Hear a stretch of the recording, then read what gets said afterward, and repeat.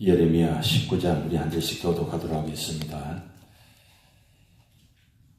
여호와께서 이와 같이 말씀하시되 가서 토기장의 옹기를 싸고 백성의 어른들과 제사장의 어른 몇 사람과 하시드 문 어기 곁에 있는 흰놈의 아들의 골짜기로 가서 거기에서 내가 내게 이런 말을 선포하여 말하기를 너는 유다 왕들과 예루살렘 주민아 여호와의 말씀을 들으라. 만군의 여호와 이스라엘 하나님이 이같이 말씀하시되 보라 내가 이곳에 재앙을 내릴 것이라.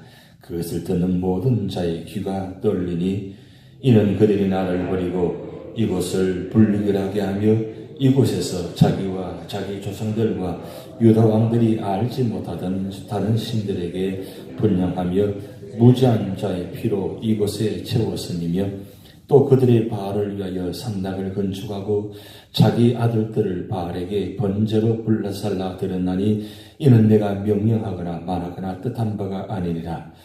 그러므로 보라 다시는 이곳을 도벳이나 흰놈의 아들의 골짜기라 부르지 아니하고 오직 죽음의 골짜기라 부르는 날이 이를 것이라. 여호와의 말이니라. 내가 이곳에서 유다와 예루살렘의 계획을 무너뜨려 그들로 그 대적 앞과 생명을 찾는 자의 손에 칼에 엎드러지게 하고 그 시체를 공중에 세워 땅의 짐승의 밥이 되게 하며 이 성읍으로 놀람과 조랑거리가 되게 하리니 그 모든 재앙으로 말미암아 지나는 자마다 놀라며 조랑할 것이며 그들이 그들의 원수와 그들의 생명을 찾는 자에게 둘러싸여 공경에 빠질 때에 내가 그들이 그들의 아들의 살, 딸의 살을 먹게 하고 또 각기 친구의 살을 먹게 하리라 하셨다 하고 너는 함께 가는 자의 목전에서 공기를 깨뜨리고 그들에게 이르기를 만군의 여호와께서 이와 같이 말씀하시되 사람이 토기장의 그릇을 한번 깨뜨리면 다시 완전하게 할 수 없나니 이와 같이 내가 이 백성과 이 성읍을 무너뜨리리니 도벳에 매장할 자리가 없을 만큼 매장하리라. 여호와의 말씀이니라. 내가 이곳과 그 가운데 주민에게 이같이 행하여 이 성읍으로 도벳 받게 할 것이라.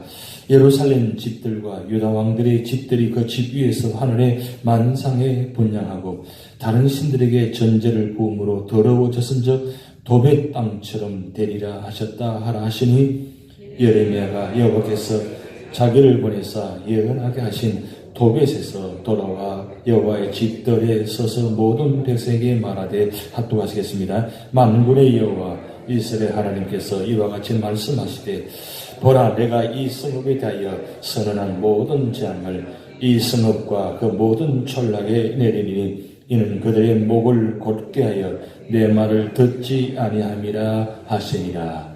아멘. 계속해서 예레미야 선지자가 8번째 설교하는 내용입니다. 어제 18장에는 하나님께서 예레미야를 토기장의 집으로 안내해서 토기장의 그 모습을 보면서 하나님의 주권을 말씀하셨습니다. 여러분, 하나님의 주권은 하나님 뜻이기에 또 그분은 절대적으로 완전하신 분이고 절대적으로 완전한 뜻을 이루시기에 그 하나님 주권 앞에서는 우리가 아무 이야기도 할 수 없는 상황입니다. 근데 왜 하나님의 주권을 이야기하시느냐? 지금 하나님께서 유다를 하나님의 주권으로 세웠는데 그 유다가 하나님의 뜻을 거역하고 배신하고 배반하고 우상을 섬깁니다. 그래서 하나님께서 예레미야 선지자를 보내셔서 계속해서 말씀하시는데 오늘 8번째 중반 2번째 이 깨진 옹기를 지금 말씀합니다. 하나님께서 이 토기장의 집을 인도하셔가지고 예레미야에게 토기장의 집에 있는 옹기장이를 하나 사라고 합니다. 그 사서 그러고 난 다음 여기 말씀 1절 말씀 보면 백성의 어른들과 제사장의 어른 몇 사람과 함께 하시드 문 어기 곁에 있는 흰놈의 아들의 골짜기로 거기 가서 선포하라고 말씀합니다. 오늘 말씀 보면 이 하시드 문이 뭐냐면 오늘 그 관조에 나타나 있습니다. 이건 질그릇 조각의 문이 나는데 흰놈의 아들의 골짜기가 어디냐면 예루살렘의 남쪽에 있는 곳입니다. 일반적으로 예루살렘의 모든 쓰레기는 이 흰놈의 골짜기로 보내집니다. 근데 흰놈의 골짜기가 아주 유명한 곳입니다. 왜 유명한 곳이냐? 바로 거기가 우상을 섬기는 자리이기 때문입니다. 근데 오늘 단어 한 단어가 계속 반복이 나옵니다. 도벳, 도벳, 도벳. 이 도벳이라는 단어가 나오는데 이 도벳의 뜻이 뭐냐면 불사른다는 뜻입니다.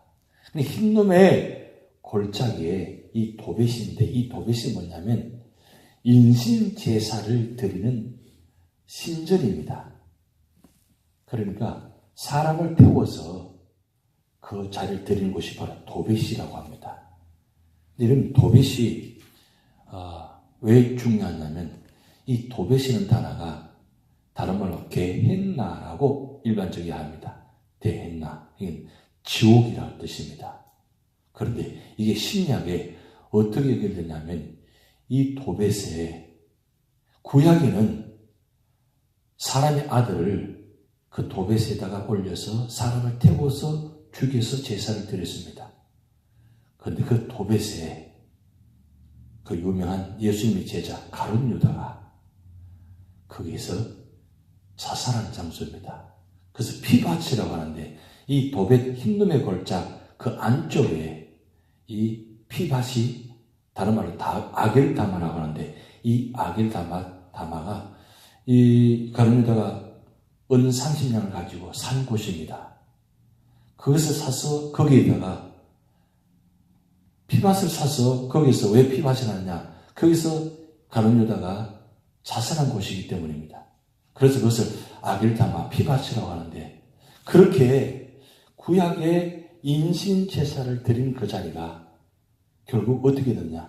신약에 와서 가룟 유다가 그 땅을 사서 거기서 죽음을 택하고 그 피밭이 되어서 피를 흘리는 그런 자리가 되어버리는 그런 엄청난 재앙의 자리가 됩니다.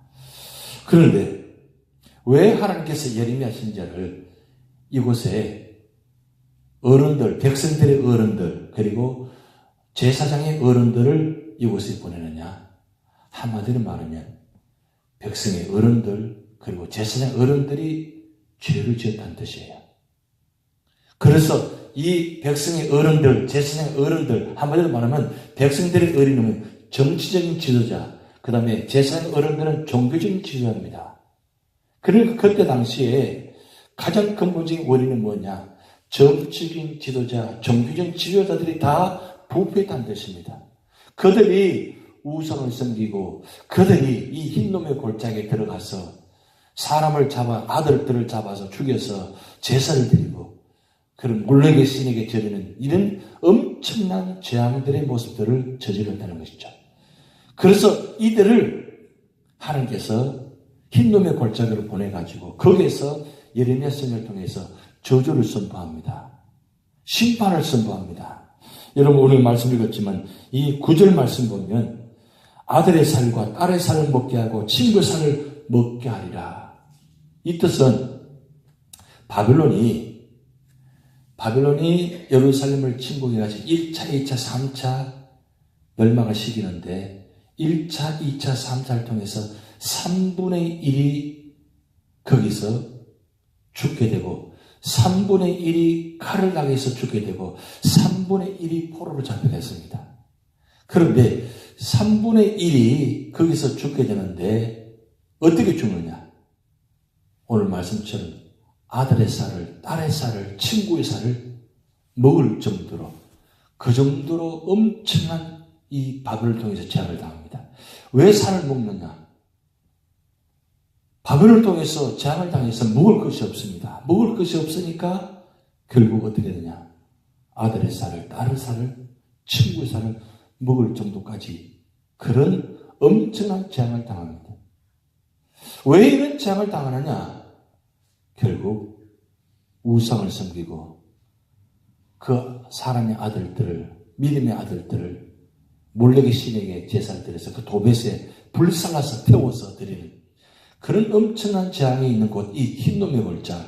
그래서 흰놈의 골짜기를 오늘 말씀 보면 6절 말씀에 죽음의 골짜기라 그랬어요. 사실은 우상을 섬기는 이 자리가 사실 어떻게 보면 예루살렘보다 더 귀하게 쓰이는 자리입니다. 사실은 예루살렘 모든 쓰레기를 이 흰놈의 골짜기에다 버리는 곳인데 그 쓰레기를 버리는 곳에다가 우상을 세워가지고 거기서 사람의 아들들을 태워서 그렇게 죽이는 모습. 그래서 결국은 죽임의 골짜기. 그런 골짜기가 되어버렸습니다. 그 자리에다가 지금 백성의 어른들을, 제사장의 어른들을 데리고 와가지고 앞에서 예레미야 선지자가 선포합니다. 앞으로 하나님께 돌아오지 않으면 이와 같이 멸망을 당할 것이다. 그렇게 엄청난 말씀을 선포합니다. 그리고 선포하고 난 후에 예루살렘에 돌아와서 다시 한번 예루살렘 성 안에서 다시 한번 이 똑같은 말씀을 반복해서 선포합니다. 왜 그렇게 하느냐? 바로 하나님의 저주가 한 번 심판하시면 돌이킬 수가 없다는 거예요. 한 번 작정하시면 돌이키지 아니하시고 그 돌이키지 아니하시고 재앙을 당하는데 그 마지막 재앙은 엄청난 재앙, 상상도 못하는 재앙을 선포하게 하신다는 거예요. 오늘 우리는 이 말씀 보면서 죄가 얼마나 무서운가를 다시 한번 볼 수 있습니다. 그러기에 우리가 삶의 자리에 우리가 말씀을 떠나고 기도의 자리를 떠나면 우리 입술에서 우리 마음에서 말씀이 떠나면 우리 똑같이 유다 백성들처럼 죄를 지을 수밖에 없는 사람들입니다. 왜냐하면 우리 속에 로마서 1장에 나타나듯이 그 죄성들이 얼마나 무서운 제약들이 담겨 있는지 무서울 정도의 제약의 모습들이 우리 속에 담겨 있다는 거예요. 우리 예수 믿고 구원받고 난 후에 우리 속에 있는 모든 죄악들이 다 사라지고 깨끗이 태워지면 얼마나 좋겠습니까? 그렇지 않다는 거예요. 여전히 예수 믿고 구원받아도 우리 속에는 이 죄성이 가득 차 있다는 거예요. 그래서 틈만 나면 우리 안에서 불쑥불쑥 나타나는 이런 죄성의 모습들이 있잖아요. 그래서 사도 바울이 나는 죄인 중에 괴수라고 그렇게 한 이유가 뭔 줄 아십니까? 자기가 그런 죄악의 모습들을 안에서 담겨 있었어요. 그래서 나는 날마다 두 자가 싸우고 있노라. 틈만 나면 그 죄악이 드러나가지고 그렇게 하는 모습들. 그래서 자기 자신을 죄인 중에 괴수라고 하잖아요. 우리도 다 마찬가지입니다. 그렇게 기도하고 그렇게 예배드리고 그렇게 말씀 보았으면 이제는 그런 모습들이 없어야 되는데 아직도 나도 모르게 어느 순간에 불쑥불쑥 나타나는 그런 죄악의 모습들, 좋지 못한 성격의 모습들이 드러나잖아요. 결국은 우리 눈에서, 우리 귀에서, 우리 마음에서 말씀을 떠나면 나도 모르게 나타날 수 있다는 거예요. 그래서 오늘 이 아침의 기도 자리에 이 순간뿐만 아니라 하루 모든 삶의 자리가 기도, 말씀 떠나지 않도록 그렇게 하시기 바랍니다. 그럴 때에 우리 삶의 자리가 축복받는 자리가 되고 구원받는 자리가 되고 그리고 우리를 통해서 축복의 통로가 되고 구원의 통로가 되는 그런 놀라운 역사가 나타날 줄 믿습니다. 다 같이 기도만 하시겠습니다. 하늘에 계신 우리 아버지여, 이름이 거룩히 여김을 받으시오며 나라에 임하옵시며 뜻이 하늘에서 이룬 것 같이 땅에서도 이루어지이다. 오늘날 우리에게 일용할 양식을 주옵시고 우리가 우리에게 죄 지은 자를 사하여 준 것 같이 우리 죄를 사하여 주옵시고 우리를 시험에 들게 하지 마옵시고 다만 악에서 구하옵소서. 대개 나라와 권세와 영광이 아버지께 영원히 있사옵나이다.